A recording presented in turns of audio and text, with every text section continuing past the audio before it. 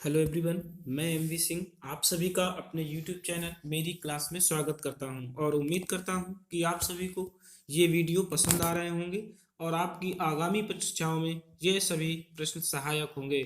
तो बढ़ते हैं पहले प्रश्न की ओर। आज के करंट में आज 31 मई मई का अंतिम दिन है और मई के महीने की प्रमुख घटनाओं के साथ उपस्थित हैं। पहला क्वेश्चन है, प्रसिद्ध ज्योतिषाचार्य एवं भविष्यवक्ता बेजन दारूवाला का संबंध किस समुदाय से था? तो बेजन दारूवाला का संबंध किस समुदाय से था? ऑप्शन ए पारसी समुदाय, option B Hindu, option C Sikh और ऑप्शन डी मुस्लिम समुदाय से। तो इनका संबंध पारसी समुदाय से था। ये प्रसिद्ध ज्योतिषाचार्य थे, पूरी दुनिया में भविष्यवाणी के लिए प्रसिद्ध थे। इनका जन्म मुंबई में हुआ था, फिर ये गुजरात चले गए। ये भगवान गणेश के अनन्य भक्त भी माने जाते हैं। इन्हें कई राष्ट्रीय और अंतर्राष्ट्रीय पुरस्कार भी प्राप्त हुए। ये बेजन दारूवाला का इमेज है, देख लीजिए। हाल ही में इनका निधन हो गया है।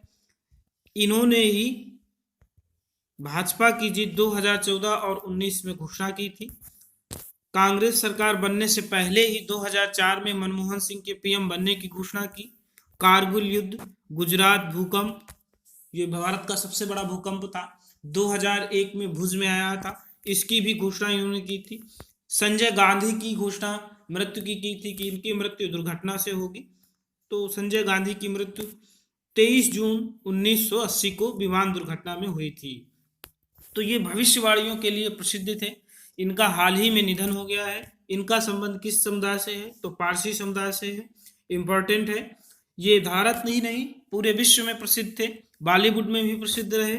तो इनका संबंध ज्योतिषाचार्य थे, भविष्यवक्ता थे और विज्ञान के क्षेत्र में भी इन्हें माहिरता हासिल थी। तो अगला प्रश्न लेते हैं।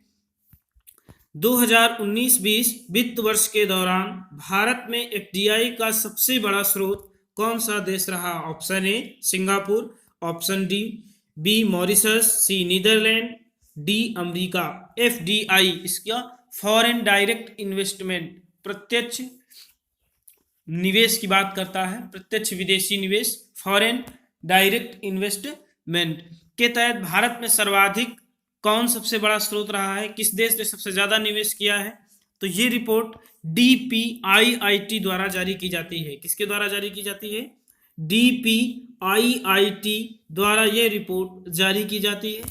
Department of promotion of industry and internal trade, फिर से सुनिए, डीपीआईआईटी द्वारा जारी होती है।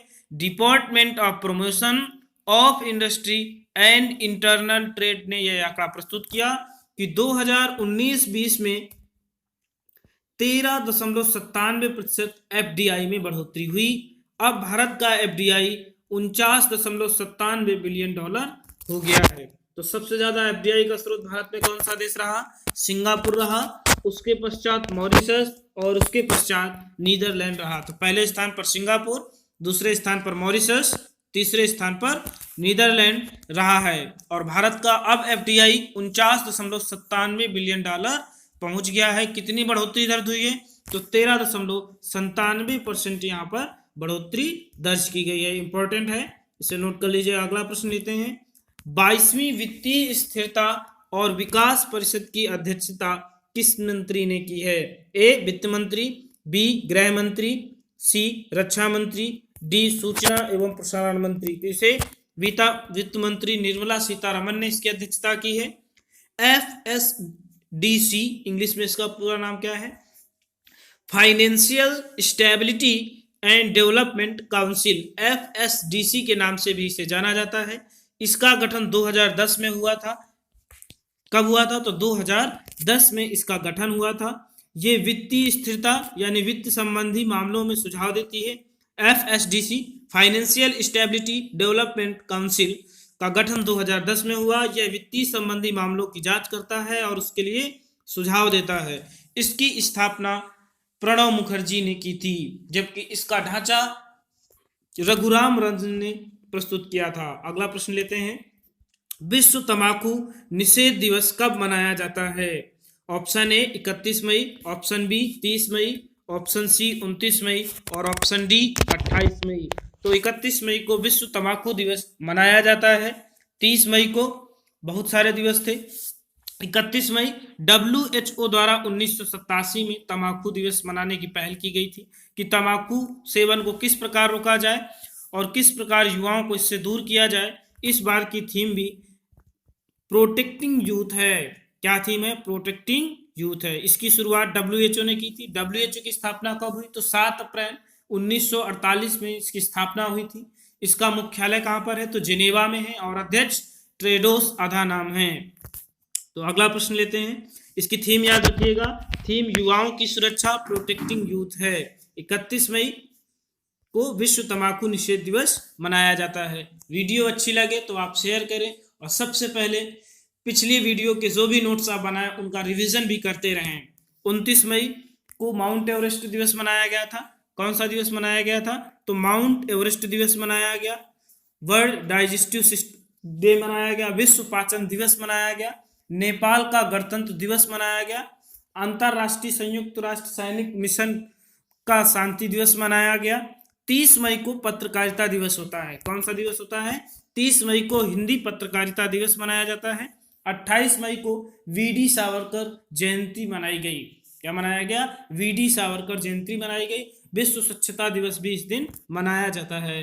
तो अब अगला प्रश्न लेते हैं। अगला प्रश्न है, जल जीवन मिशन के तहत भारत सरकार ने किस राज्य को 445 करोड़ रुपए प्रदान किए हैं? ए छत्तीसगढ़, बी राजस्थान, सी बिहार और डी उत्तर प्रदेश। तो छत्तीसगढ़ को जल जीवन मिशन के तहत 445 करोड़ रुपए प्रदान किए गए हैं। जल जीवन मिशन भारत सरकार की एक योजना थी जिसे 15 अगस्त 2019 को नई दिल्ली के लाल किले से मोदी जी ने शुरू किया था। सुनिए कब? 15 अगस्त 2019 को लाल किले से शुरू की गई थी। इस मिशन का लक्ष्य 2024 तक, जल जीवन मिशन का लक्ष्य 2024 तक देश के सभी घरों में शुद्ध पेयजल उपलब्ध कराना है। उसी मिशन के तहत छत्तीसगढ़ को 445 करोड़ रुपए प्रदान किए गए हैं। अब हाल ही में छत्तीसगढ़ में बहुत सारी योजनाएं शुरू हुई हैं। उन योजनाओं का आप रिवीजन करिए मेरे साथ। सी घाट ऐप, कौन सा ऐप? सी घाट ऐप जारी किया गया था। होम डिलीवरी आवश्यक वस्तुओं की पहुंचाने के लिए शुरू किया गया था। लीकर की होम डिलीवरी कराने वाला पहला राज्य था। लीकर की होम डिलीवरी कराने वाला भी ये पहला राज्य था छत्तीसगढ़। हाल ही में छत्तीसगढ़ के पहले मुख्यमंत्री अजीत जोगी का निधन हो गया। अजीत जोगी, क्या नाम था उनका? तो अजीत जोगी नाम था। हाल ही में उनका 29 मई को निधन हो गया था। छत्तीसगढ़ में ही बहुत सारी योजनाएं हैं। छत्तीसगढ़ में है पढ़ई तुहार द्वार योजना शुरू की गई थी। कौन सी योजना? पढ़ई तुहार द्वार योजना भी छत्तीसगढ़ में ही शुरू की गई थी। कुछ योजनाएं आप कमेंट बॉक्स पर लिख सकते हैं। अगला प्रश्न लेते हैं। इसकी शुरुआत 15 अगस्त 2019 को नई दिल्ली के लाल किले से हुई थी। इस मिशन का लक्ष्य 2024 तक देश के सभी घरों में शुद्ध पेयजल उपलब्ध कराना है। डिस्क्रिप्शन में आपको इसका लिंक मिल जाएगा, वहां से आप इसकी PDF डाउनलोड कर सकते हैं। और वीडियो अच्छी लगे तो लाइक और सब्सक्राइब करना ना भूलें। अगला प्रश्न लेते हैं। रोजगार सेतु योजना किस राज्य में शुरू की गई है? ए राजस्थान, बी मध्य प्रदेश, सी बिहार, डी उत्तर प्रदेश। तो यह योजना मध्य प्रदेश सरकार ने शुरू की है। मध्य प्रदेश राज्य के मुख्यमंत्री शिवराज सिंह चौहान है, तो वहीं पर यह योजना शुरू की गई है। मध्य प्रदेश ने हाल ही में बहुत सारी योजनाएं शुरू की है। इस योजना को शुरू करने का उद्देश्य कुशल प्रवासी श्रमिक जो वापस आ रहे हैं उनको रोजगार उपलब्ध कराना है। इसी योजना के तहत एक नई योजना स्वामित्व योजना शुरू करने की भी पहल की जा रही है। कौन सी योजना इंपॉर्टेंट है? स्वामित्व योजना। इस योजना में क्या है? ड्रोन के माध्यम से ग्रामीण भूमि को मापा जाएगा और ग्रामीण क्षेत्रों में जिससे राजस्व में बढ़ोतरी की जा सकती है। इसे उत्तर प्रदेश, मध्य प्रदेश, महाराष्ट्र, कर्नाटक, हरियाणा, उत्तराखंड में भी लागू किया जा रहा है। मध्य प्रदेश से संबंधित कुछ प्रमुख योजनाओं को देख लेते हैं। जैसे चरण पादुका पहल, प्रवासी श्रमिक जो वापस लौट रहे हैं उन्हें चप्पल देने के लिए इंदौर से पुलिस ने इसको शुरू किया था। FIR आपके द्वार योजना भी MP की है। श्रम सिद्धि अभियान शुरू किया गया। दीदी वाहन सेवा, संकल्प योजना बुजुर्गों के लिए थी। जीवन अमृत योजना इम्यून सिस्टम, रोग प्रतिरोधक क्षमता बढ़ाने के लिए त्रिकूट चूर्ण वितरण किया जा रहा था। तो इस तरह की बहुत सारी योजनाएं हैं और भी हैं। हर वीडियो में कुछ ना कुछ नई योजनाएं दी जा रही हैं, रोज मैं इसका रिवीजन कराता हूं, तो आप उससे भी रिवीजन करें। अगला प्रश्न है, अग्निपृष्ठ मिसाइल पार्क कहां पर स्थापित किया गया है? A INS Kalinga, B INS Vikram, C INS Tarini, D INS Surya. तो इसको INS कलिंग में स्थापित किया गया है। INS कलिंग की आधारशिला में अग्निपृष्ठ की आधारशिला रखी गई है। INS कलिंग में ही इसकी आधारशिला या अग्निपृष्ठ पार्क स्थापित किया जा रहा है। INS कलिंग नौसेना प्रतिष्ठान है जो पूर्वी नौसेना का रिपोर्ट करता है। तो यहाँ पर एक पार्क भी बनाया जाएगा जो 2 मेगावाट सोलर उत्पादन करेगा INS कलिंग में ही, और इसका उद्देश्य भारत सरकार के सौर मिशन के तहत काम करना है, जिसका लक्ष्य, भारत सरकार के सौर मिशन का लक्ष्य 2022 तक 100 गीगावाट बिजली या सौर ऊर्जा उत्पादित करना है। INS कलिंग में इसकी आधारशिला रखी, किसकी? अग्निपृष्ठ मिसाइल की रखी गई है। INS कलिंग सेना प्रतिष्ठान है, नौसेना प्रतिष्ठान है। कौन सा है? नेवी से संबंधित है, जो पूर्वी नौसेना को सपोर्ट करता है। यह पार्क विशाखापत्तनम में स्थित होगा, जहां पर भारत सरकार इस सौर पार्क भी बनाएगी और इसकी क्षमता 2 मेगावाट होगी।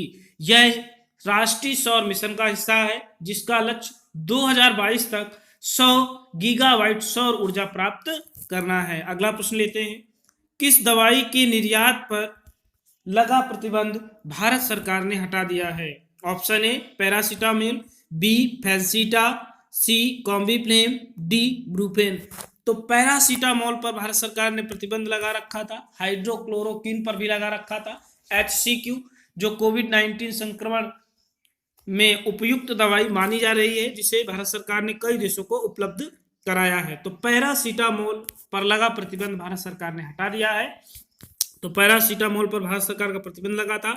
भारत प्रतिवर्ष यूरोप को 12,000 टन से भी अधिक पैरासीटामोल का निर्यात करता है। इंपॉर्टेंट पॉइंट है अब ये कि कितने, तो यूरोप को 12,000 टन से अधिक पैरासीटामोल का निर्यात भारत करता है प्रतिवर्ष।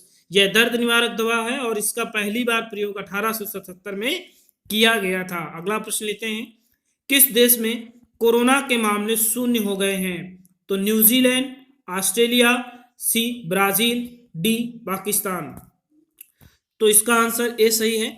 न्यूजीलैंड में कोरोना के मामले शून्य हो गए हैं। इसे देख लीजिए मैप में आप न्यूजीलैंड को, ये रहा न्यूजीलैंड, आपका ऑस्ट्रेलिया महाद्वीप में है, ये इसका मैप है। यहाँ की राजधानी न्यूजीलैंड की वेलिंगटन है, मुद्रा डॉलर, और प्रधानमंत्री जेसिंडा अर्डर्न है। कौन है? प्रधानमंत्री जेसिंडा अर्डर्न है। यहाँ का सबसे बड़ा शहर ऑकलैंड है। दुनिया का सबसे क्रमभ्रष्ट देश न्यूजीलैंड है। जेम्स कुक, ब्रिटेन के जेम्स कुक ने इसकी खोज की थी। महिलाओं को मत का अधिकार देने वाला न्यूजीलैंड पहला देश है। यहाँ का एक तोता की बहुत प्रसिद्ध है, जो पर्यटकों का सामान चुराने में माहिर है। यहाँ का पक्षी कीवी भारी पक्षी है जो अंडा देता है और उड़ने में असमर्थ है। यहाँ के खिलाड़ियों को भी हम कीवी के नाम से जानते हैं। अगला प्रश्न लेते हैं, सौर बाढ़ कृषि संरक्षण कार्यक्रम किस राज्य सरकार ने शुरू किया है? ए तमिलनाडु, बी उत्तर प्रदेश, सी उत्तराखंड, डी बिहार। तो सौर बाढ़ कृषि संरक्षण कार्यक्रम तमिलनाडु सरकार ने शुरू किया है। किसने शुरू किया है? तो तमिलनाडु ने शुरू किया है। इसका ऑप्शन ए सही है। तमिलनाडु की बात करें तो वहां के सीएम पलानीस्वामी है। कौन है? तो पलानीस्वामी वहां के तमिलनाडु के मुख्यमंत्री हैं। वहां पर राज्यपाल बनवारी लाल पुरोहित है। राज्यपाल कौन है? तो राज्यपाल यहाँ के बनवारी लाल पुरोहित है। भरतनाट्यम यहाँ का प्रसिद्ध नृत्य है। विधानसभा की 235 सीटें, लोकसभा की 39 और राज्यसभा की 38 सीटें हैं। ये आप तमिलनाडु का मैप में देख लीजिए। भारत का सबसे दक्षिणी हिस्सा तमिलनाडु का है। लोकसभा की 38 सीटें और राज्यसभा की 18 सीटें हैं। मलाई, मुदुमलाई और अन्नामलाई यहाँ के प्रमुख राष्ट्रीय उद्यान हैं। इंदिरा गांधी वन्य जीव अभ्यारण्य भी तमिलनाडु में ही स्थित है। यहाँ की राजधानी चेन्नई है, जिसे मद्रास के नाम से जाना जाता था। मद्रास हाईकोर्ट यहाँ की प्रमुख न्यायपीठ है। अगला प्रश्न लेते हैं, जयतु जयतु भारतम वासुदेव कुटुंबकम। जयतु जयतु भारतम वासुदेव कुटुंबकम गीत किसने लिखा है? तो option A Prasoon Joshi, option B Shankar Mahadevan, option C Lata Mangeshkar, option D इनमें से कोई नहीं। तो इसे प्रसून जोशी ने लिखा है, जिसे संगीत शंकर महादेवन ने प्रदान किया था, और लता मंगेशकर सहित 211 गायकों ने इस पर आवाज दी है। देश को कोविड-19 संक्रमण से लड़ने के लिए, मजबूत इच्छा शक्ति प्रदान करने के लिए और युवाओं को आत्मनिर्भर बनाने के लिए ये गीत तैयार किया गया है। इंपॉर्टेंट है, आप इसे याद कर लीजिएगा। इसमें गीत या बोल किसके हैं? तो प्रसून जोशी के हैं। शंकर महादेवन ने इसे संगीत प्रदान किया है। लता मंगेशकर के साथ 211 गायकों ने इसमें आवाज दी है, और इसका उद्देश्य कोविड-19 महामारी के समय लोगों को आत्मनिर्भर और देश को ऊर्जावान या शक्ति प्रदान करना है। अगला प्रश्न लेते हैं, किस यूरोपीय देश ने अपने आप को कोरोना मुक्त घोषित कर दिया है? ए मोंटेनिग्रो, बी बेलारूस, सी इटली और डी फ्रांस। तो किस देश ने अपने आप को कोरोना मुक्त घोषित कर दिया है? तो यूरोपीय देश मोंटेनिग्रो ने अपने आप को क्या कर दिया है? घोषित, कोरोना मुक्त घोषित कर दिया है। बेलारूस के विषय में आपको बताया गया था कि ये कोरोना की अनदेखी करने वाला यूरोपीय देश है। क्या है? कोरोना की अनदेखी करने वाला एकमात्र यूरोपीय देश कौन सा था? तो बेलारूस था। और कोरोना से मुक्त होने वाला यूरोपीय देश कौन सा है? तो यूरोप में स्थित मोंटेनिग्रो है। मोंटेनिग्रो की बात करें तो यह दक्षिण पूर्वी यूरोप का देश है। कहाँ का देश है? तो दक्षिण पूर्वी यूरोप का देश है। देख लीजिए, दक्षिण पूर्व यूरोप में स्थित है। इसके चारों ओर सर्बिया, कोसोवो, पोडगोरिका, क्रोएटिया, बर्सोनिया और हर्जेगोविना देश स्थित है। यहाँ की राजधानी पोडगोरिका है। ये देख लीजिए राजधानी कौन सी है?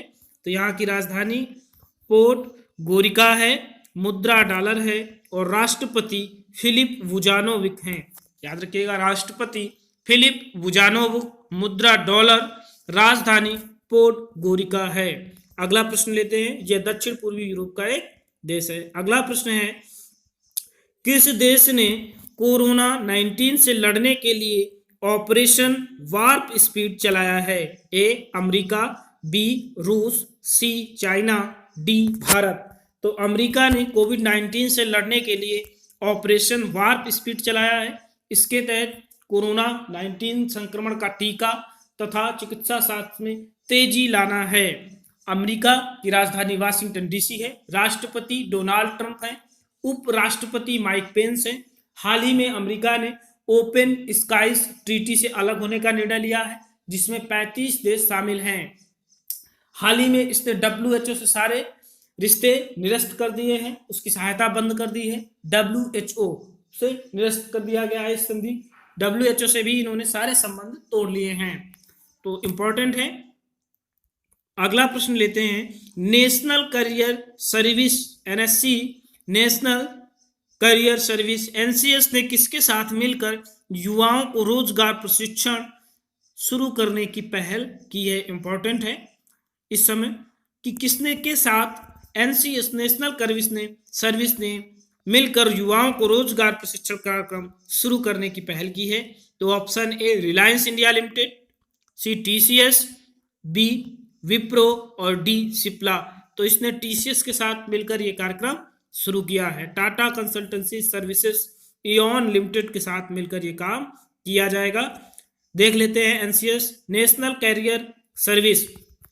20 जुलाई 2015 को इसकी शुरुआत की गई थी। यह एक पंचवर्षीय मिशन मोड परियोजना थी। 5 ईयर मिशन मोड प्रोजेक्ट था।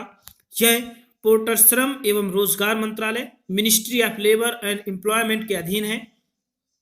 नेशनल करियर सर्विस भारत के नागरिकों को रोजगार और करियर संबंधी सेवाओं की विस्तृत श्रृंखला प्रदान करता है।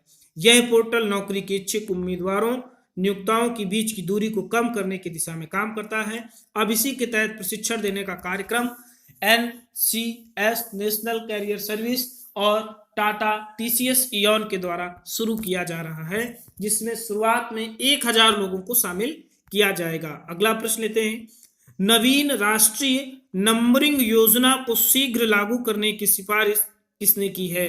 ए सूचना प्रसारण मंत्रालय, बी सेबी, सी ट्राई, डी इनमें से कोई नहीं। तो इसका आंसर ट्राई सही है। Try, TRAY, telecom regulatory authority of India, भारतीय दूरसंचार विनियामक प्राधिकरण ने इसकी सिफारिश की है कि जल्द से जल्द नवीन राष्ट्रीय नंबरिंग योजना शुरू की जाए। राष्ट्रीय नंबरिंग योजना शुरू करने का मुख्य उद्देश्य प्रत्येक ग्राहक को विशिष्ट पहचान प्रदान करना है। प्रत्येक ग्राहक को विशिष्ट पहचान संख्या प्रदान की जा सके, एक UID नंबर दिया जा सके, क्योंकि लगातार टेलीकॉम कंपनियों की संख्या बढ़ती जा रही है और सिमों की संख्या बढ़ती जा रही है, इसीलिए ये कार्यक्रम शुरू किया गया है। राष्ट्रीय नंबरिंग योजना 2003 में शुरू हुई थी, तब इसे 2023 तक उपयुक्त माना जा रहा था, परंतु जनवरी 2020 के अंत तक टेलीफोन ग्राहकों की संख्या 1170 मिलियन थी। 1170 मिलियन जनवरी 2020 के अंत तक पहुंच गई थी। इसी कारण अब इसको नवीन राष्ट्रीय नंबरिंग योजना की शुरुआत की है कि ये आंकड़ा बहुत अधिक पहुंचा जा रहा है, ग्राहकों की संख्या बढ़ती जा रही है, इसलिए एक नई यूनिक आइडेंटिटी नंबर इन्हें प्रदान किया जा सके। जनवरी 2020 के आंकड़ों के अनुसार भारत में टेली डेंसिटी, टेली घनत्व 87.45 था। कितना था? तो 87.45% था। टेली घनत्व क्या होता है? किसी क्षेत्र में रहने वाले 100 लोगों में से प्रत्येक में से कितने लोगों के पास टेली या सिम का कनेक्शन है। तो 100 लोगों में से 87.45% ये क्षेत्र पहुंच चुका है। ट्राई की बात करते हैं। ट्राई ने इसकी सिफारिश की है, telecom regulatory authority of India. इसकी स्थापना भारत सरकार द्वारा 1997 में हुई थी। कब हुई? तो 1997 में हुई, भारत सरकार द्वारा हुई। ये एक स्वायत्त निकाय है और इसका मुख्यालय नई दिल्ली में स्थित है। वर्तमान समय में इसके अध्यक्ष JS शर्मा हैं। एशिया में भारत का दूरसंचार के क्षेत्र में दूसरा स्थान है, जबकि पूरे विश्व में भारत तीसरे स्थान पर आता है। तो आज का वीडियो यहीं तक रखते हैं। यदि वीडियो आपको अच्छी लगे तो इसे लाइक और सब्सक्राइब तथा शेयर करना ना भूलें, और वीडियो की डिस्क्रिप्शन से आप इसकी PDF डाउनलोड कर सकते हैं। वीडियो देखने के लिए थैंक यू।